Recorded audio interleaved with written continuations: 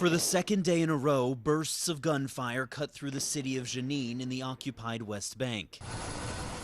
Israeli soldiers and border police are raiding the northern West Bank in one of the largest operations in years, triggering clashes with Palestinian militants who are deeply embedded here. Israeli forces have killed at least 16 people in 48 hours, according to health officials. Israel says 16 were militants. Palestinian militant groups said just 8 of their fighters had been killed.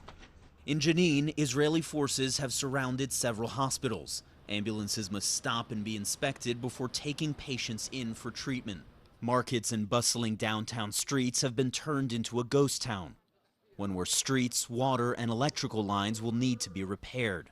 This is the aftermath of an Israeli military operation in the city of Jenin. Streets torn up by those D9 bulldozers, and we've seen scenes like this across this city. Those bulldozers, as well as armored Israeli military vehicles, came rolling down this street. Clashes with gunmen, we're told, ensued. Suzanne Jalad and her grandchildren were woken by the sound of bulldozers and gunfire at 7 in the morning. It was loud, very loud. Everybody was terrified. She says this Israeli operation is different from the regular raids the city has grown used to. They want to take revenge, she says. From who, I ask? From the resistance. We stand with the resistance, and hopefully we will stay standing and steadfast. Israel says it is targeting militant groups who have mounted dozens of attacks against its soldiers and civilians. In the Palestinian city of Tulkarem, Israel killed one man it says was behind some of those attacks, Mohammed Jabr, an Islamic Jihad commander.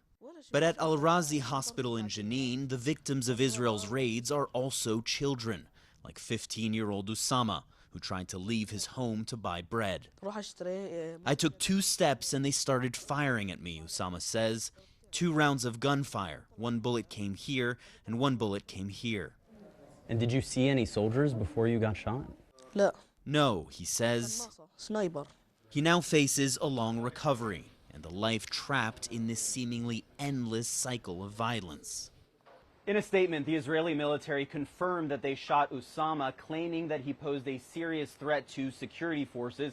They also said that they coordinated his evacuation to a hospital with the local Palestinian ambulance service. Despite making such a serious allegation against him, Israeli authorities have not arrested him.